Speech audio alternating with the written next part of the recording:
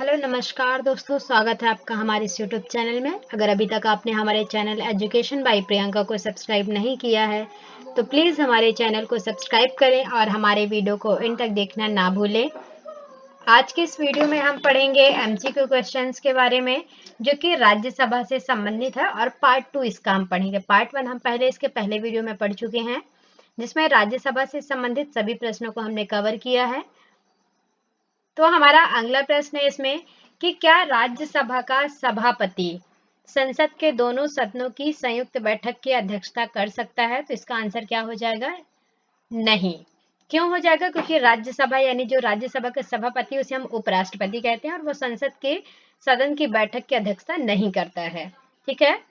अगला प्रश्न हमारा, कौन राज्यसभा के द्विवार्षिक चुनावों की अधिसूचना जारी करता है? तो निर्वाचन आयोग यानी इलेक्शन कमीशन जो है वही चुनावों की अधिसूचना जारी करती है, और चुनावों का संपूर्ण उत्तरदायित्व जो है वो इलेक्शन कमीशन को यानी निर्वाचन आयोग को होता है।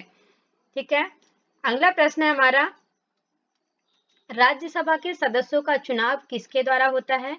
तो राज्यसभा के सदस्यों का चुनाव जो है वो राज्य के विधानसभा के निर्वाचित सदस्यों द्वारा होता है। ठीक है। अगला प्रश्न हमारा, आजादी के बाद भारत के राज्यसभा का प्रथम सभापति कौन था? तो डॉक्टर सर्वपल्ली राधाकृष्णन ये भारत के राज्यसभा के प्रथम सभापति थे, जबकि हमारी राज्यसभा का गठन किया गया था सबसे पहले तब। अगला प्रश्न है, निम्न में से कौन राज्यसभा के एकांतिक शक्ति के अंतर्गत आता है? तो अखिल भारतीय सेवाओं का निर्माण जो है वो राज्यसभा की एकांतिक शक्ति के अंतर्गत आता है, एकमात्र शक्ति जो कि संपूर्ण संप्रभु है। अगला प्रश्न है, निम्न में से किसके संबंध में राज्यसभा को लोकसभा की अपेक्षा अधिक अधिकार प्राप्त हैं? तो नई अखिल भारतीय सेवाओं के गठन, इसमें लोकसभा की अपेक्षा राज्यसभा को ज्यादा अधिकार और शक्तियां प्रदान की गई हैं। ठीक है। अगला प्रश्न हमारा, निम्न में से राज्यसभा को कौन से अनन्य अधिकार प्राप्त हैं जो लोकसभा को प्राप्त नहीं है? तो राज्य सूची के विषय में राष्ट्रीय महत्व को घोषित करना और अखिल भारतीय सेवाओं को स्थापित करना, इसका अधिकार जो है वो राज्यसभा को दिया गया है, ना कि लोकसभा को दिया गया है। तो इसका आंसर क्या हो जाएगा? सी हो जाएगा, मतलब ए और बी दोनों इसमें राइट आंसर होंगे। अगला प्रश्न हमारा, राज्यसभा धन बिल पर अपनी सहमति कितने दिनों तक रोक सकता है? अब धन बिल मतलब क्या है? बिल का आशय यहाँ पे विधेयक से है। ठीक है। यानी धन विधेयक पर अपनी सहमति जो है वो राज्यसभा कितने दिनों तक रोक सकती है? तो आंसर क्या हो जाएगा? 14 दिनों तक अपनी सहमति रोक सकती है, लेकिन इसके बाद उसे पुनः लोकसभा में भेजना होगा, और लोकसभा यदि उस धन विधेयक को पारित कर देती है तो वह स्वीकृत माना जाएगा। अगला प्रश्न हमारा, राज्यसभा एक सदन है, तो राज्यसभा कैसा सदन है? एक स्थायी सदन है, मतलब इसे भंग नहीं किया जा सकता। ठीक है।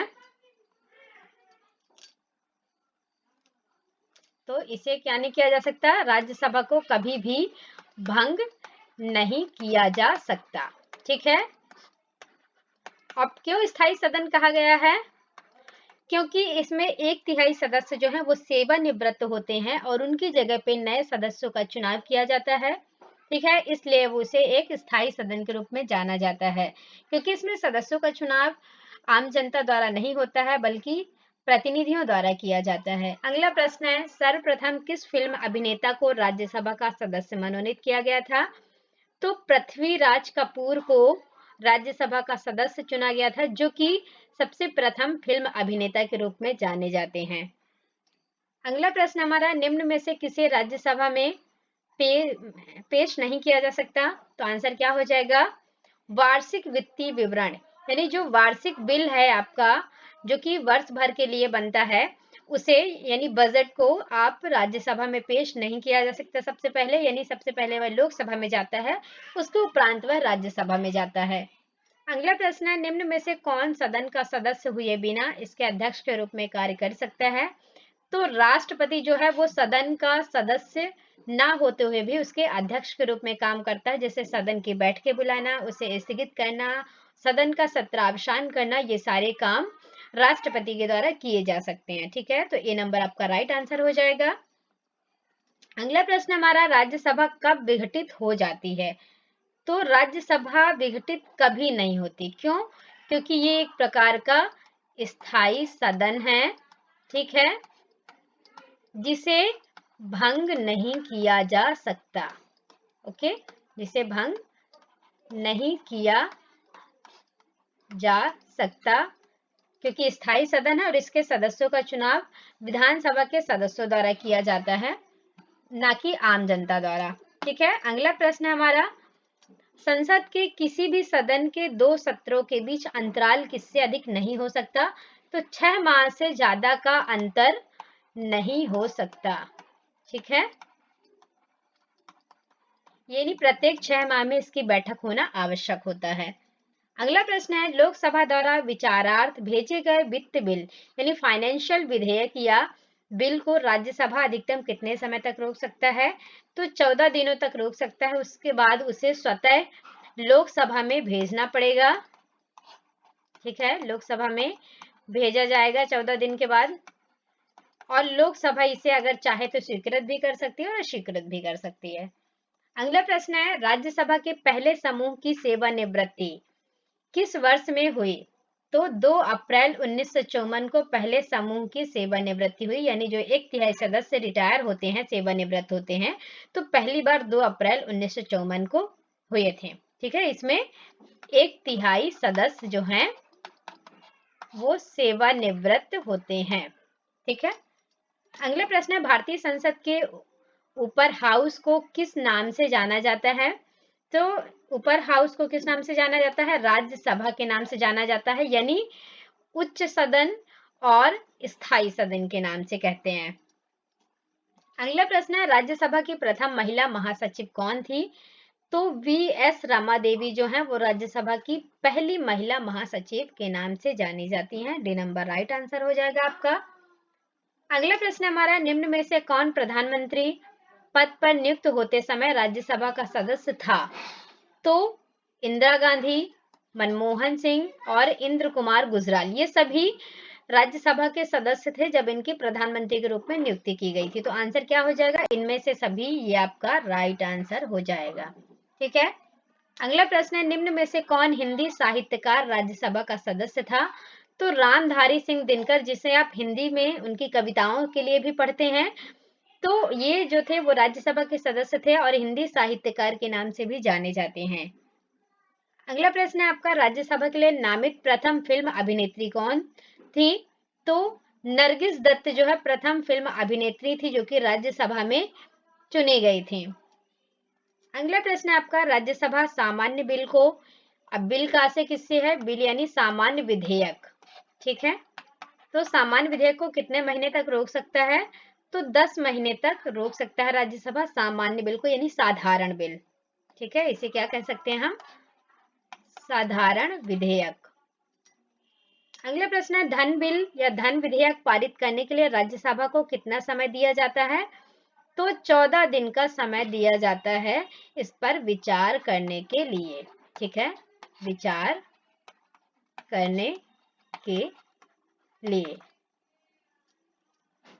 अगला प्रश्न है, निम्न में से किसमें राज्यसभा को कोई भूमिका नहीं होती है? तो अध्यक्ष के चुनाव में राज्यसभा की कोई भूमिका नहीं होती है। ठीक है, ये आपका बी नंबर राइट आंसर हो जाएगा। अगला प्रश्न है, निम्न में से किसको राज्यसभा के सदस्यों को नामित करने का अधिकार है? तो राष्ट्रपति को यह अधिकार दिया गया है कि वो राज्यसभा के सदस्यों को नामित कर सकता है, जिसमें कि जो 12 सदस्य हैं, 12 सदस्य क्या करता है? मनोनीत करता है। ठीक है, 12 सदस्यों को मनोनीत करता है कौन? राष्ट्रपति। ठीक है, ये आपका राइट आंसर हो जाएगा। अगला प्रश्न हमारा, लोकसभा के धन विधेयक को राज्यसभा को कितने दिन में लौटा देना चाहिए? तो 14 दिन के अंदर इसे लौटा देना चाहिए। ठीक है, अगला प्रश्न हमारा, निम्न में से किस परिस्थिति के अंतर्गत राज्यसभा को भंग किया जा सकता है? तो आंसर आपका डी हो जाएगा, क्योंकि किसी भी परिस्थिति में राज्यसभा को भंग नहीं किया जा सकता। ठीक है, इसे भंग नहीं किया जा सकता। क्यों?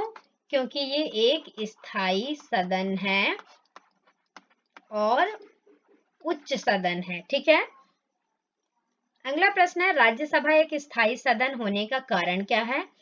तो इसमें 1/3 सदस्य जो है वो सेवानिवृत्त होते हैं और इसकी जगह पे नए सदस्यों का चुनाव होता है।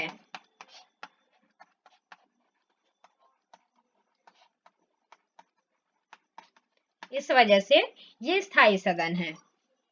अगला प्रश्न हमारा, राष्ट्रपति द्वारा राज्यसभा के लिए कौन साहित्य, विज्ञान आदि के क्षेत्र में 12 सदस्यों को मनोनीत करने की भारतीय संविधान के अनुच्छेद के अंतर्गत आता है?